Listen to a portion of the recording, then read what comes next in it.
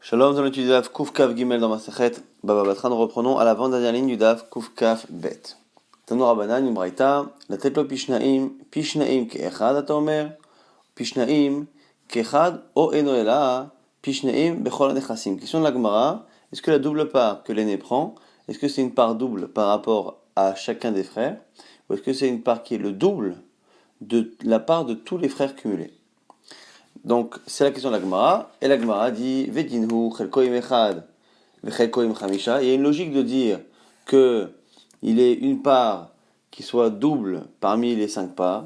Machelkoim Echad, Pishneim Keechad, Av Chelkoim Chamisha, Pishneim Keechad.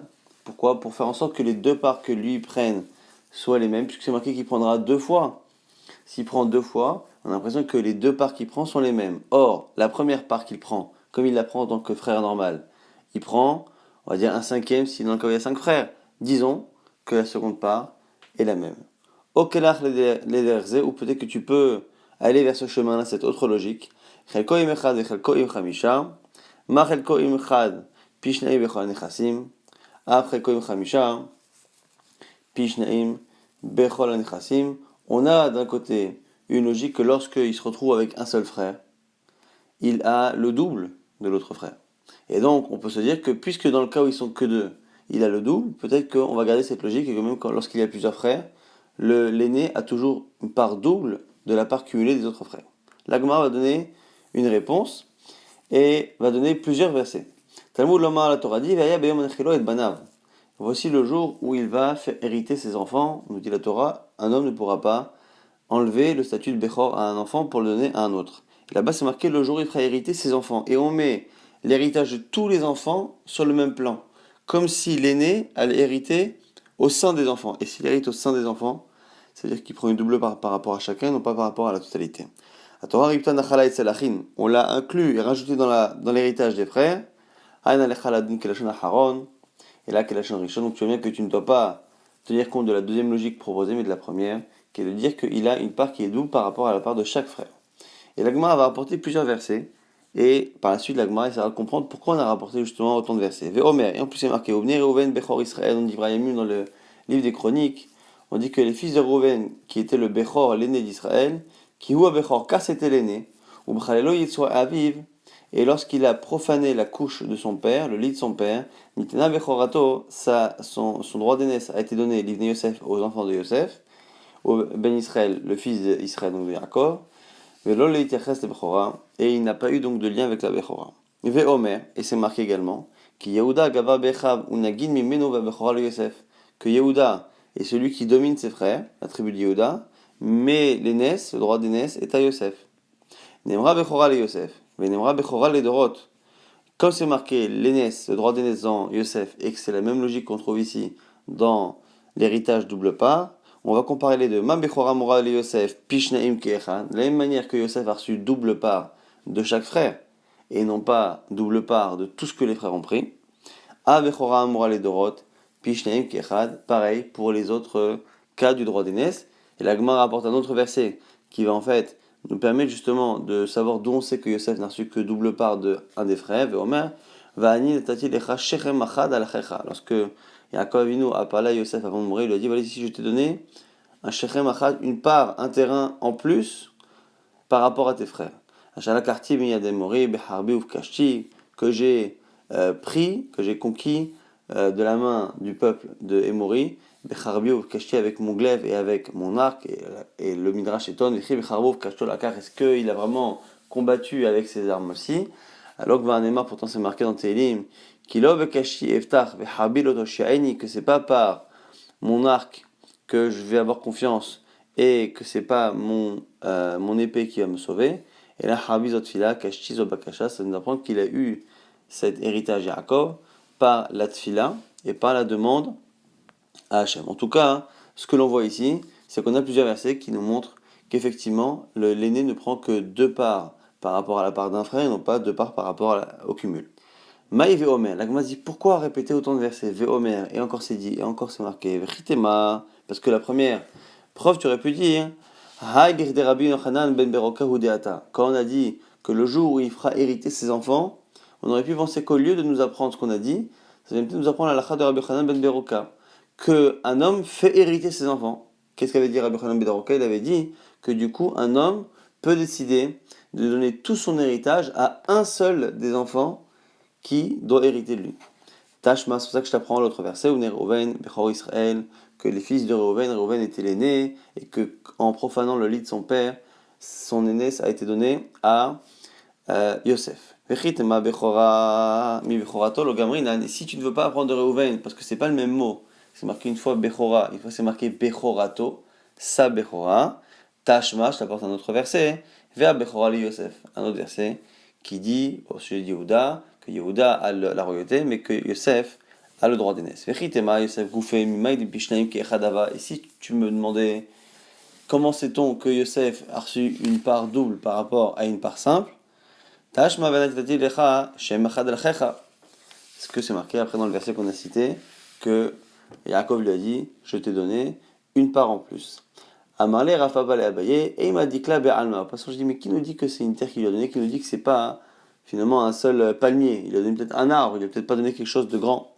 Amarle lui dit, Alecha Amakra, c'est pour ça que c'est marqué dans le verset, c'est pour toi, c'est marqué Ephraim, Menaché, Kiroven, Vishimon, Yuli, lorsqu'il l'a dit à Yosef, a dit que ses enfants seront comme les siens, il lui a dit, voilà, tes enfants, Ephraim ou Menaché, seront comme Shimon et Lévi. Donc du coup, on voit bien qu'il a double part dans les tribus, mais une double part par rapport à une tribu. Sinon, Reuven a une tribu, Shimon a une tribu, et Yosef a deux tribus, Ephraim et Ménaché.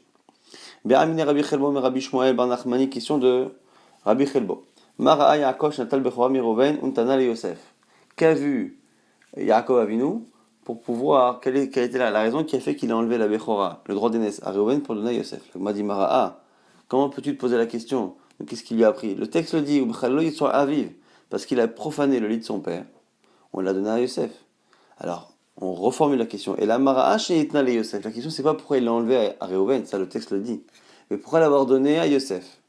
Emshal Lecha Mashal nous dit ici la Gemara. Je vais te donner une image. Les mains d'avoir donné, à quoi cela ressemble-t-il? Le Balabaït Shegidel Yatom Betor Beto. Un homme riche, un homme en tout cas, qui a élevé quelqu'un, un orphelin à la maison. Un jour, cet orphelin a grandi, s'est enrichi. Quelle est la personne à qui il a envie de rendre? À cet homme qui l'a nourri, logé pendant des années. Et je vais faire profiter de celui qui m'a fait habiter chez lui. Et donc c'est une allusion au fait que Yaakov Avinu, ayant vécu ces 20 dernières années avec Yosef, qui a finalement nourri à la fois Yaakov et toute la maison de Yaakov, les enfants et les petits-enfants, qui les a nourris grâce à sa richesse en Égypte, du coup c'est normal qu'au niveau de l'héritage, il lui donne à lui cette part en plus que l'on enlève à Reuven. Amalé lui dit, il a dechata Reuven, l'omanele Yosef, l'omidam. La Gemara dit, c'est étonnant parce que, au final, on a l'air de dire que c'est une reconnaissance qu'il a envers Yosef, mais on voit bien que ça n'est que parce que Reuven a fauté. Et donc comment, finalement, on est en train de nous dire que c'est une reconnaissance, mais que, en gros, si Reuven n'avait pas fauté, il n'aurait pas été reconnaissant envers Yosef. Et là, Rabbi Nathan, Rabbecha Lokachama, on lui dit à ce moment-là, on lui dit, dis-moi, Rabbi Nathan, ton maître, est-ce qu'il n'a pas dit que Roya et Bechora la tête Mirachel, qu'à la base, le droit d'aînesse aurait dû sortir, l'aîné aurait dû venir de Rachel? Dirtiv, Ele Todot Yaakov Yosef, quand c'est marqué dans la parashat, qui dit que Ele Todot Yaakov, voici les descendants de Yaakov, et on dit directement Yosef. Et pour dire que à l'origine, puisqu'il a voulu épouser seulement Rachel, il aurait dû avoir l'aîné de Rachel. Et là, Shekdamata Léa avec Rachamim, que Léa a devancé Rachel par Rachamim, par des supplications. Et grâce à la pudeur qu'avait Rachel, et Chazira Kadosh Baruch Hu lui a rendu ce droit qu'elle avait, du droit d'aînesse. Alors on va essayer d'expliquer pourquoi. Magdamata Léa Verachamim, en quoi Léa a pu devancer grâce aux Tfilot, c'est marqué directive Ve'aine Léa Rakot. Quand on décrit au début la Rachel, on dit que Rachel était belle, mais que Léa avait des yeux tendres qui tombaient, et ça a l'air d'être une description négative. Maïrakot, si on dit, et il est Marakot Mamash, que ses yeux vraiment avaient tendance à tomber, et Shah Bignout Behemat Me'al Odiber Akatouv. Est-ce que c'est possible que la Torah fasse attention de ne pas parler négativement d'un animal impur, comme c'est marqué d'Irtiv, Mina Behema Teora ou Mina Behema Sha'enena Teora, lorsque la Torah parle à un moment donné des animaux purs et impurs, au lieu de dire le mot impur, elle dit les animaux purs. et les animaux qui ne sont pas purs. Pour ne pas dire le mot impur. Si la Torah a déjà fait attention de ne pas utiliser un mot négatif pour un animal impur, est-ce que la Torah oubliera cette règle pour une tzadéket comme Léa, Bignout tzadékim dibera katouv, et là, Rabbi Lazar, Rabbi Lazar nous dit, chez Matanea Arukot, là-bas, Rakot, c'est que c'est Milchon Arukot, long, c'est qu'elle a eu une longue liste de cadeaux, ce sont toutes les tribus qu'elle a eues avec Yaakov Avinu. Rav Amar, autre explication, leur lame Rakot Mamash, non, elle avait vraiment les yeux qui tombaient. Velognaihu, mais c'est pas quelque chose qui est négatif. Pourquoi? Parce que, et là, Shvar ou au contraire, c'est un compliment. Shaita, Shomarat al Parashat Rachim, car elle entendait dans les chemins les gens dire Ben Adam, Shayomrim, Shne Vanim Yeshla, les Rivka ou Shne Banot, Yeshlo Lavan. Les Rivka et Lavan, les deux frères et sœurs, ont chacun deux fils et deux filles. Gdola la Gadol, la grande se marie avec le grand, ou Ktana la Katan, et la petite sera mariée au petit. Donc c'est Léa avec Esav et Rachel avec Yaakov. Aïta Yoshevet al Parashat Rachim, ou Mash'elet, elle demandait aux gens Gadol Mama Asav, que fait le grand dans sa vie? Ishra'u melastem tabriot, les gens disaient que c'était un homme mauvais qui volait. Katan Mama Asav, et le petit, que fait-il? Ishtal Moshev Ohalim, c'est quelqu'un d'intègre et qui étudie dans les tentes. Elle pleurait, jusqu'à ce que tombe, on dit presque ses cils, tellement elle a pleuré, elle avait les yeux qui montraient la tristesse qu'elle avait de se voir mariée avec un rachat. Va nous dire-t-il, et c'est comme ça que c'est ce qui est marqué par la suite, va dire Hachem qui s'est noué là, qu'Hachem a vu que Léa était détestée, donc il lui a donné la possibilité d'avoir des enfants. Maïsnoa, comment on peut dire qu'elle est détestée? Il est masnoa mamashi, tu veux dire vraiment qu'elle a été détestée? Est-ce que c'est possible encore une fois qu'on ne dise pas de mots négatifs par rapport aux animaux? Bignout tzadikim dit bien Katouv, et que la Torah va dire au sujet d'une tzadéket qu'elle est détestée. Et là, Akadosh Baruch Hu, chez Senouim, Ma'asa Esa Befanea, c'est pas qu'elle est détestée, c'est que elle détestait, elle, les paroles, les comportements de Esav. Vaïftach et Rahma, et Hachem lui a ouvert sa matrice pour qu'elle ait des enfants. Ma'asnut Aïta Berachel, quelle était la pudeur de Rachel qui a permis qu'elle récupère finalement cela? On a dit que lorsqu'elle a rencontré Yaakov, Yaakov lui a dit qu'il était le frère de son père à elle. Ce qu'il faut, puisque finalement, il est le fils de la sœur de Lavan.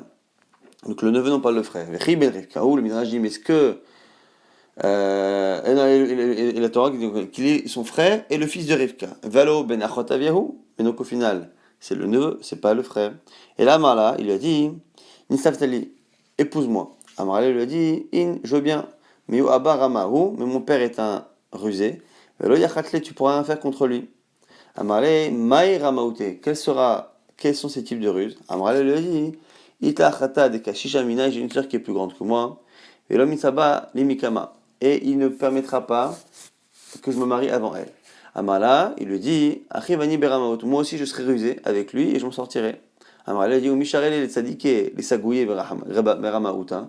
Il lui dit, mais est-ce que les tzadikim ont le droit d'user de ruse? Il lui a dit, inouï. Ça passe dans Shmuel qui dit, Aim navar titabar, même si le verset n'a pas été, évidemment, n'existait pas encore à l'époque, mais c'est une idée qui existait. Aim navar titabar, avec quelqu'un de droit, de clair, soit clair.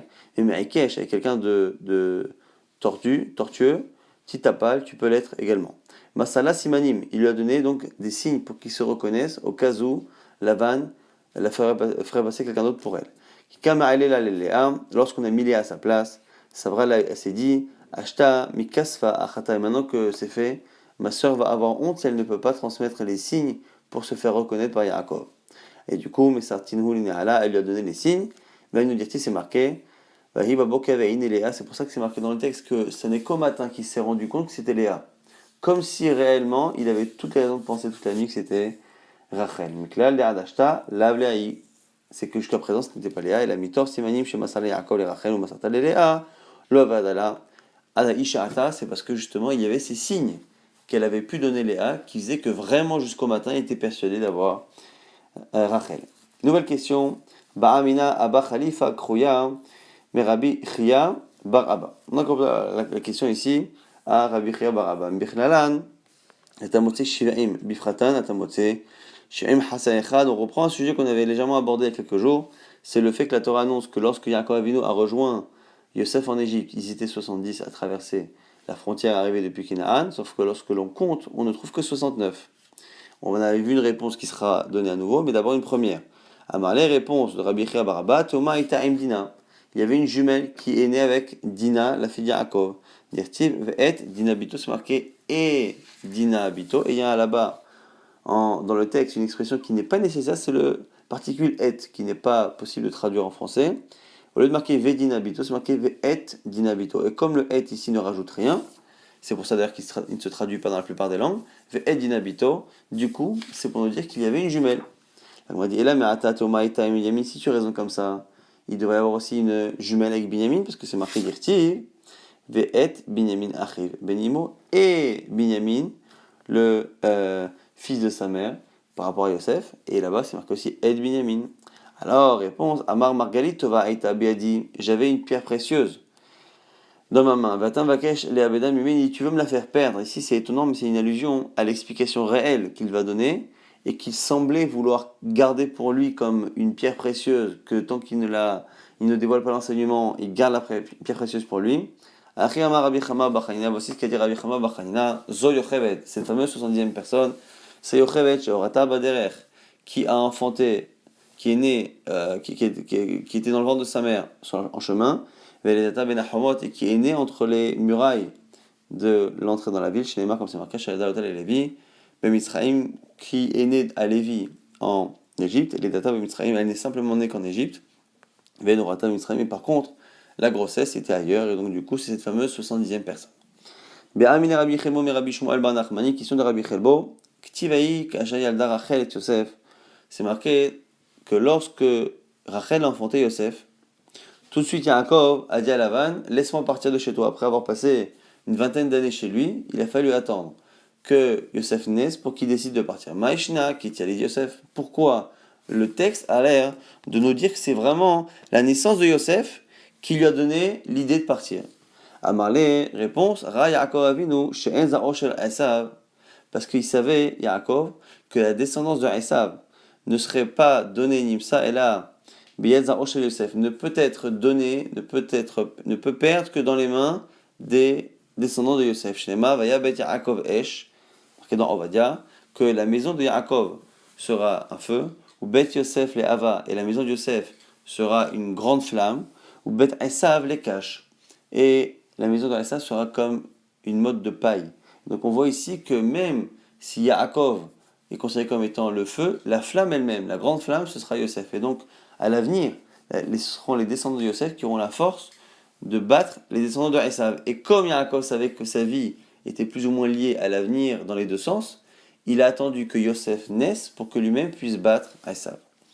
Itivé, on objecte, pourtant c'est marqué avec Davim au sujet de David Amalek et de la guerre avec Amalek qui est descendant de Esav. Yakem il les a frappés David, mais à Neshev et à Arev, depuis le matin jusqu'au soir, et Maharotam le lendemain. Donc sur 2 jours il les a battus, et là-bas c'est David Amalek. David Amalek n'est pas descendant de Yosef. Amalek le dit, Deakriyach Nevié, celui qui t'a appris les prophètes, pour t'apprendre ce verset là-bas de Shmuel. Alors Kariach Ktouvé, est-ce qu'il ne t'a pas appris les hagiographes, les Ktuvim? Pourquoi? Parce que souvent les histoires qui sont marquées dans le Nar sont rapportées dans Divrei Yamim, dans le livre des chroniques à la toute fin des Ktuvim des hagiographes, et là-bas il y a d'autres précisions. Il lui dit, regarde, Dirti c'est marqué Belerto, El Tziklag Naflu Alav. Quand est-ce qu'il a gagné? Quand il a été avec Tziklag. Mimenaché, qui est de la tribu de Ménaché, Anach, Veyozavad, Vediael, ou Michael, Veyozavad, Veelihu, Vetziltai, et on cite beaucoup de noms qui sont arrachés à Alafim, Asher, les Ménaché, qui sont les chefs des armées de la tribu de Ménaché, qui évidemment descend de Yosef. Et donc on voit bien que David a gagné grâce à cela. Mativa Yosef, on objecte encore, ou Mehem, Min ben Shimon al-Khou le-Ach Sa'ir, Anashim Hamesh Meot. On nous dit dans une guerre, encore une fois, qu'il y a eu avec Amalek, que parmi eux, il y avait les fils de Shimon, 500 de la tribu de Shimon. Ou Paltia, Venaria, Urfaya, Veroziel, Bene Ishaï, Beroshan. Plus, ici, Paltia, Naria, Urfaya, Veroziel, qui étaient les enfants, les descendants de Ishaï, à leur tête. Vayaku, Et Sherit Apeleta, l'Amalek, et ils ont frappé ce qui restait d'Amalek, Veshevusham, Adayomazé. Et ils sont restés là-bas, cette famille-là, jusqu'à aujourd'hui. Amaraba Barshila, et là-bas, a priori, c'est les enfants de Shimon. La Gemara nous dit Mibne Menaché Até.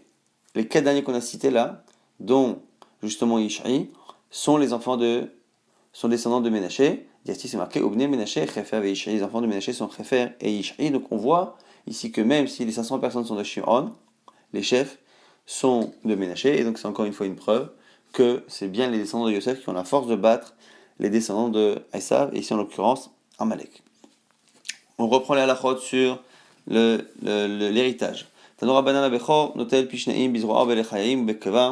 nous dit que l'aîné prend double part dans les parts que le père, si le père était Kohen, prend dans la shrita, dans les viandes que les gens égorgent. Donc 0A, c'est le bras, plus ou moins c'est le pied. Les hayayim ou vekeva, les hayayim c'est les joues et keva c'est l'estomac. Le mukdashim est dans les sacrifices. Et dans les biens qui ont pris de la valeur après la mort du père. Alors l'agma explique Ketsad. Le père leur a laissé une vache qui est louée. Murkeret ou muskeret, c'est 2 types de location. Murkeret, on loue et la personne nous rembourse en part de récolte. Et muskeret, c'est avec une somme fixe. Biadacharim qui est dans la main des autres. Cet argent qui vient après, c'est finalement quelque chose qui est censé se partager. O shaita ro'a be'afar, ou que l'animal était en train de paître, veyalda, et elle a mis bas. Abechon pishnaim, cette fois, dans ces choses-là, qui sont vraiment prévues, même si elles n'existaient pas, ces revenus n'existaient pas au moment de la mort, puisque c'est très prévisible, le bechor, l'aîné, prend double part. Aval banu batim menat keramim, mais dans le cas où il y a eu un gain, mais qui est lié à l'action des frères, donc ils ont construit des maisons, ils ont planté des vignes, l'aîné ne prend pas double part. On reprend maintenant cet enseignement qui dit que les parts des Kohanim, il les reçoit. Et Chidame, quel est le cas? Si ce sont des parts que le père Kohen a déjà prélevées, reçues, Pshita, c'est évident. Il est déjà reçu, c'est normal qu'il y ait Pishnaim. Et si le père ne les a pas encore prises, Raoyu, c'est quelque chose qui n'est que apte à être donné et qui n'est pas reçu, donc il n'a pas à avoir double part. Raoul, que Morzak, et un aîné ne prend pas double part. La Gemara dit c'est un cas où même si le père n'a pas pris, c'est un peu comme si. Pourquoi? C'est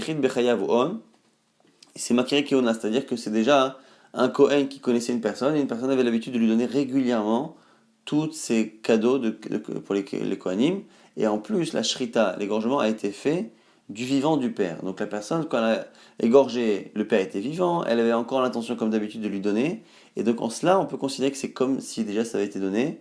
Et qu'à savoir, on pense que Matanot, chez le Urmu, Kemish Urmu, d'aimer que lorsqu'on a fait la shrita, même si les parties n'ont pas été données, c'est comme si elles ont été déjà, comme si elles avaient été prélevées. Mukdashim, ce sont les sacrifices. La vidéo nihu. Comment peut-on dire que les sacrifices du père vont aux enfants alors que les sacrifices n'appartiennent même pas à leur propriétaire?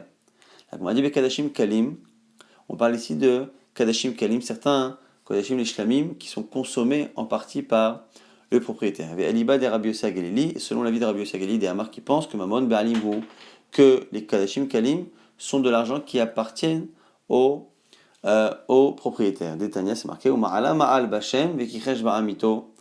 Lorsqu'on parle de quelqu'un qui justement a trompé entre guillemets Dieu et n'a pas accepté d'avouer quelque chose qu'il aurait dû faire, il a juré et il a menti, les rabbot Kadashim Kalim, ça vient nous rapporter Kadashim Kalim. Shehen Mamon Be'alim, c'est pour nous dire que de la même manière que quelqu'un qui nie qu'il a volé ou qu'il a gardé l'objet de quelqu'un, eh bien il a fait un Issour Me'ila. Là, quelqu'un qui nie l'appartenance de l'autre personne à un korban qui s'appelle Kadashim Kalim, à ce moment-là, là aussi on considère que c'est le même type de vol. De là on apprend que voler un objet qui appartient à quelqu'un ou voler et nier le korban qui appartient à quelqu'un, c'est la même chose, c'est parce que c'est selon Rabbi Yossi qui pense qu'encore une fois ces Kadashim Kalim sont vraiment la propriété du propriétaire, et donc c'est selon cet avis-là que l'on dit qu'à ce moment-là, les Kadashim Kalim qui étaient au père reviennent à l'aîné avec une double part, parce que ça s'appelle Mourzak.